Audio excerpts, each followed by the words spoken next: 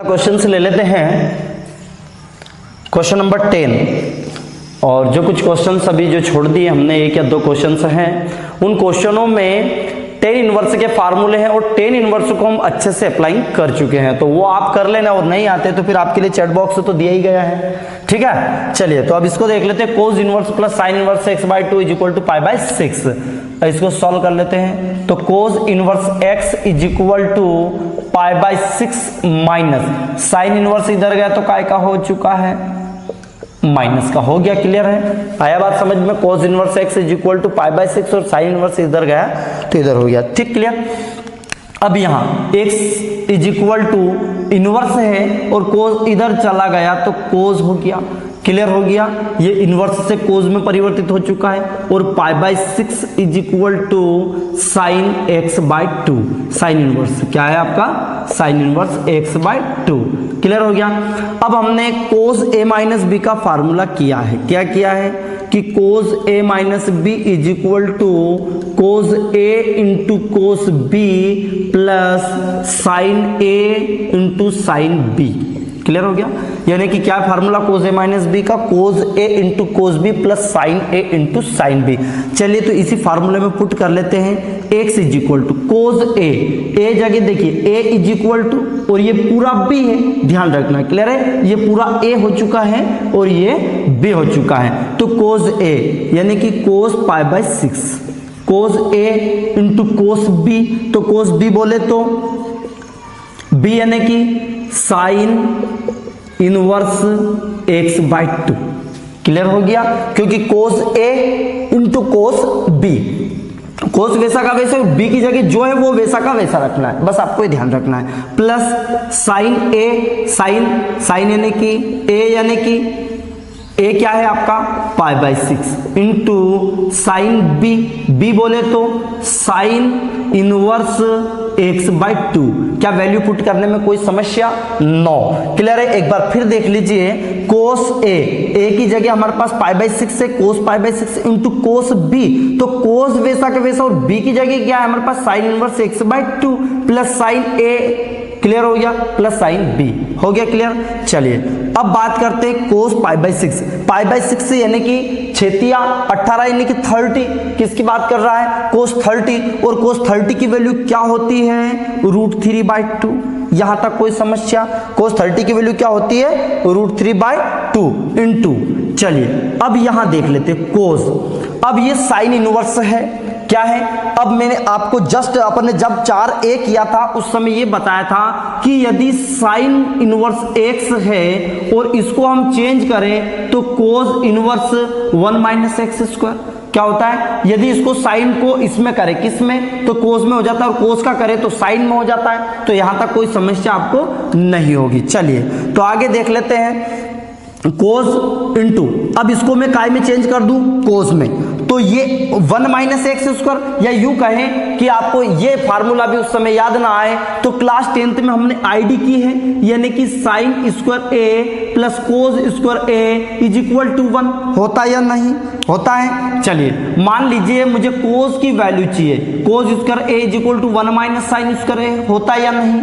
ठीक है। अब मान लीजिए कोस a का चाहिए तो ये क्या हो जाता है, 1 - साइन स्क्वायर। अरे कुछ नहीं है, सेम टू सेम है, बस यहां इसकी बात कर रहा है तो ये इनवर्स में आ जाता है। किस में आ जाता है, क्योंकि हम कोस a और sine a is equal to x मान लेते हैं। यहां पर क्या मान लेते हैं, इनवर्स में। तो ये 1 - x² हो जाता है। क्या हो जाता है, इनवर्स x² हो जाता है। क्लियर है, तो यहां तक भी कोई समस्या नहीं होगी। क्लियर है। चलिए आगे चलते हैं अपन। इसको देख लिया, आईडी से आपको समझ में आ गया है ना। तो इसको देख लेते हैं। अब कोस, तो इसको लिख सकते कोस इनवर्स 1 - x² और x की जगह पे ये पूरा है, यानी कि x/2 का होल स्क्वायर। क्या इतनी बात समझ में आई? वैल्यू पुट करने फिर से देखिए। ये कोस, साइन इनवर्स को हमने कोस में किया, किस में किया, कोस में। तो कोस इनवर्स 1 - x² होता है, तो x की जगह पे क्या है, x/2 पुट कर दीजिए। प्लस साइन π/6, साइन π/6 का मतलब क्या हुआ, 30 की बात कर रहा है। 30 छेतिया 18, क्योंकि इसको साइन 30 डिग्री की वैल्यू क्या होती है 1/2, 1/2 इंटू साइन से साइन कैंसिल, क्या बच चुका है x/2। यहां तक भी कोई प्रॉब्लम्स नहीं होगी, क्लियर है। चलिए √3/2 इंटू ये देखिए कोस से कोस कैंसल, तो x इज इक्वल टू √3/2 हो गया।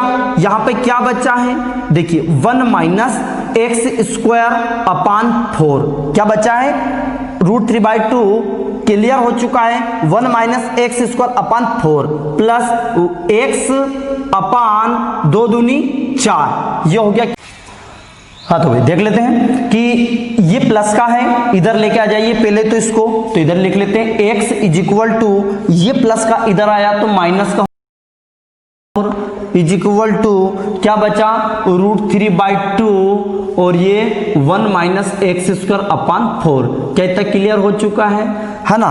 आ गया। चलिए अब इसका 4 एकम 4, 4 में से गए यानी कि 3x upon 4, 3x upon 4 is equal to √3/2 और ये हो चुका है 1 माइनस x² अपान 4। कहती बात समझ में आ चुकी है ना। चलिए अब इन दोनों पक्षों का वर्ग कर देते हैं, क्या कर देते हैं दोनों पक्षों का वर्ग करने पर, और वर्ग इसलिए कर रहे हैं ताकि अंडर रूट हट जाएगा, क्लियर है। चलिए दोनों पक्षों का जब वर्ग करते हैं तो ये हो चुका है 9x² अपान 4 चुक 16 हो चुका, 4 चुक 16 इज इक्वल टू √3 का वर्ग 3 और 2 का वर्ग 4, और ये भी हट चुका है 1 माइनस x² अपान 4, क्या क्लियर आ चुका है समझ में। चलिए 3 3 9 है ना, और 4 चौक 16 यानी कि 3/4 हो चुका है, और ये हो चुका x² is equal to 1 minus x² upon 4, minus का जब इधर आता है तो काय का हो जाता है प्लस का 3x² अपान 4 प्लस ये इधर लेके आए तो x² upon 4 is equal to 1। चलिए दिखाई दे रहा है। हाँ भाई इन सभी का जो एलसीएम है वो कितना आया 4, क्योंकि डिनोमिनेटर क्या है सेम है तो इनका 4 ले लिया मैंने एलसीएम। तो 3 और 1 जब सेम डिनोमिनेटर हो, जब हर समान हो तो ऊपर की संख्या को जोड़ दिया जाता। 3 यहां पर है 1 यहां पर है तो 4x² इज इक्वल टू 1, 4 से 4 कैंसिल, क्या बच चुका है x² इज इक्वल टू 1, इधर से वर्ग हटता है तो इधर अंडर रूट 1, और जब अंडर रूट 1 को बाहर निकालेंगे तो प्लस माइनस 1, क्या आ चुका है प्लस माइनस 1, और यही हमारा आंसर है। तो हम यहां पर क्या करेंगे कि जो माइनस का जो 1 है वो ऋणात्मक वैल्यू है। अब माइनस का 1 क्या हो जाएगा ऋणात्मक, तो उसको नेग्लेक्ट कर देंगे यानी कि अमान्य कर देंगे, तो therefore x is equal to 1 हमारा आंसर हो जाएगा। तो इस क्वेश्चन का जो आंसर है x is equal to 1। So guys आपको समझ में आया होगा, तो बढ़ते हम अगले क्वेश्चन की ओर। क्वेश्चन नंबर 11 आपको ही करना है। क्वेश्चन नंबर 12 देख लीजिए कि x का मान ज्ञात कीजिए। तो cos 2 sin inverse x is equal to 1/2 x greater than 0, यानी कि जो x की जो वैल्यू है वो यानी कि 0 से बड़ी होनी चाहिए, यानी कि बात करें तो पॉजिटिव आना चाहिए। x का जो मान होना चाहिए वो धनात्मक आना चाहिए, क्योंकि धनात्मक मान ही 0 से बड़ा होता है। चलिए तो यहां देख लेते हैं, माना sine inverse x is equal to theta, sine inverse x is equal to theta, तो देन यानी कि बात करें तो x की वैल्यू क्या हो जाएगी x is equal to sine theta. ये बात क्लियर हो गया। यदि sine inverse x is equal to theta हो तो x का मान जब साइन इधर चला गया तो x is equal to sine theta, clear है। चलिए यह वैल्यू पुट कर दीजिए, है ना, क्योंकि बराबर है। तो cos 2 sine inverse x is equal to क्या मान लिया cos 2 थीटा, क्लियर हो गया, इज इक्वल टू 1/9।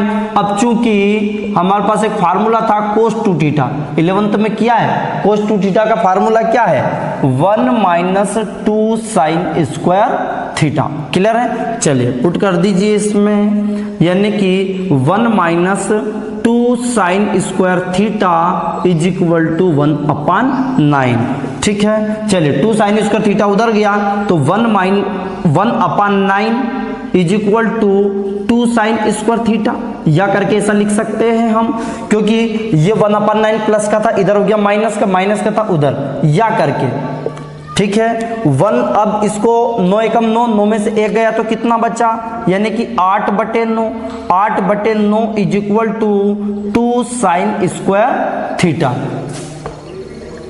चलिए आगे देख लेते हैं, तो 2 से काट दीजिए, 2 चुके 8 यानी कि 4, तो 4/9 इज इक्वल टू क्या बचा, साइन स्क्वायर थीटा। अब या कहे तो हम ऐसा लिख सकते हैं कि साइन वर्ग थीटा इज इक्वल टू 4/9, जबकि अब चूंकि हम जानते हैं कि x is equal to sine theta है, तो sine theta is equal to x, क्योंकि sine inverse x is equal to theta था, तो यहां चूंकि sine theta is equal to क्या है हमारे पास x है, तो यहां लिख देंगे या करके हम लिख सकते हैं इसको x square is equal to 4/9। x जब इधर से वर्ग हटता तो इधर अंडर रूट लग जाता है, तो ये 4/9, और जब इसको वर्गमूल इससे बाहर निकालते हैं अंडर रूट से तो प्लस माइनस 2/3, प्लस माइनस 2/3। अब लेकिन कंडीशन हमें क्या दिया था कि चूंकि x ग्रेटर देन 0, यानी कि x का मान 0 से बड़ा होना चाहिए, यानी कि धनात्मक, तो इनमें से जो -2/3 है वो हो जाएगा अमान्य। क्या हो जाएगा, अमान्य। अतः x की जो वैल्यू होगी वो 2/3 होगी। तो क्लियर है, तो यानी कि x का जो मान आया है वो 2/3 है। क्लियर, तो प्रश्न क्रमांक 12 भी हम सेकंड भी आप कर सकते हैं अच्छे से। क्लियर है, तो आज के जितने भी क्वेश्चन है वो आपको अच्छे से समझ में आए होंगे। तो मैं मिलता हूं आपसे अगले लेक्चर में।